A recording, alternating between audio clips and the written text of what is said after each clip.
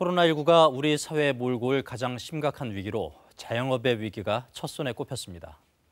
이미 방역 강화 조치로 영업이 제한되면서 생존을 위협받는 자영업자들이 적지 않죠. 특히 이들을 옥죄는 가장 큰 고통은 장사를 못해도 꼬박꼬박 내야 하는 임대료입니다. 우리 사회 전체, 즉 공동체를 지키기 위해 유독 자영업자들에게 더 많은 희생을 강요하면서 생겨난 문제입니다. 세계적인 석학 마이클 샌델은 이 시대의 정의를 이렇게 말했습니다. The biggest question of justice that arises in relation to the COVID crisis is how are the benefits and burdens being shared? 그럼 자영업자들이 겪고 있는 희생과 부담은 어떻게 공유돼야 정의로울까요? 자영업자들의 임대료 고통과 피해 실태를 살펴보고 해법을 생각해 보겠습니다. 먼저 김지숙 기자가 자영업 현장을 돌아봤습니다. 10년째 백반집을 운영하고 있는 주숙자 씨. 코로나 사태로 매출이 절반 이하로 떨어졌습니다. 최근엔 하루 확진자가 1,000명을 넘어서면서 그나마 있던 손님도 뚝 끊겼습니다. 이게 지금 오늘 하루 벌은 돈이야 이게. 얼마예요? 7만 원, 5천 원짜리까지. 이러니 살겠냐고. 빚을 내 가게를 이어가고는 있지만 생활비는커녕 임대료를 감당하기도 버겁습니다. 집사가 몇 달치가 밀렸나 몰라 지금. 전기세도 맨날 밀려서 내. 아예 영업이 금지된 노래방은 더 심각합니다. 방역 강화 조치로 올해만 이렇게 문을 닫은 게 거의 120일이나 됩니다. 영업을 못해 들어오는 돈은 하나 없는데 그래도 임대료는 꼬박꼬박 내야 합니다. 월세가 저희가 한 200이라고 가정할 때 400에서 500 정도가 고정 비용 지출이 나가고 있습니다. 그냥 앉아서 그냥 나가는 건데 인건비 빼고요. 대출에 대출을 더해 빚만 계속 늘어나고 이제는 어떻게 버텨야 할지 막막하기만 합니다.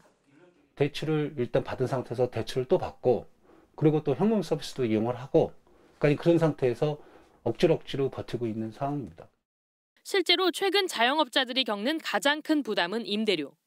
매달 나가는 점포 운영비 중에 10에서 20%, 많게는 50% 이상까지 차지하는 것으로 나타났습니다. 임대료를 낮춰주는 임대인들도 적지 않지만 자영업자의 고통을 덜어주기엔 역부족입니다. 임대료들이 안 나오니까 힘들죠 많이. 이자를 내야 되는데 임대료 받아서 내고 생활비도 꾸려가고 하는 형편이 되잖아, 그렇죠? 그러니까 그게 힘들지 또. 이러다 보니 코로나 전쟁에 왜 자영업자만 희생해야 하느냐는 국민청원엔 열흘 만에 15만 명 이상의 동의가 몰렸습니다. 장사는 못하는데 임대료는 내야 하고 막다른 길에 내몰린 자영업자들의 절규가 갈수록 커지고 있습니다. KBS 뉴스 김지숙입니다. 자영업자가 무너지면 임대인들도 어려워지고 그 여파가 계속 번질 위험이 있기 때문에 자영업자가 겪는 어려움을 사회가 나눠줘야 한다는 데는 공감대가 형성돼 있습니다. 문제는 고통 분담의 방법입니다. 계속해서 황정호 기자입니다. 자영업자들이 올해 상반기에 빌린 돈만 70조 원이 넘습니다. 증가율로 따지면 지난해 전체보다 높습니다. 2, 3차 확산이 반영되지 않았는데도 이 정도입니다. 한 언론사 여론조사 결과 국민 10명 중 7명 이상은 자영업자의 임대료를 깎아주거나 안 내도록 하는데 공감한다고 답했습니다. 집합금지 명령까지 이제 나온 상황이기 때문에 임대료 조정이 필요한 공익적 목적이 크다고 볼 수 있거든요. 우리 헌법에서는 이렇게 공익적 목적이 큰 경우에는 재산권 제한을 더 많이 할 수 있도록. 하지만 방법은 민간의 자율에 맡겨야 한다는 응답이 절반에 가까울 정도로 더 많습니다. 임대인에게만 부담을 떠넘겨선 안 된다는 우려가 반영된 겁니다. 상호 안정적으로 협의해서 이루어지는 계약 관계에 정부가 직접 개입함으로써 부작용을 일으킬 가능성이 있고요. 경제에 연쇄적인 문제를 일으킬 수 있다고 생각됩니다. 캐나다는 올해 6개월 동안 착한 임대인 지원 정책을 적극적으로 썼습니다. 임대인이 임대료를 75% 깎아주면 원래 임대료의 절반을 정부가 내주는 형식입니다. 결국 자영업자는 기존 임대료의 25%만 내고 임대인이 25%를 손해보는 건데 대신 임대인에게 세제 혜택을 줬습니다. 호주에서는 영업 피해 정도에 따라 임대료를 낮추도록 했습니다.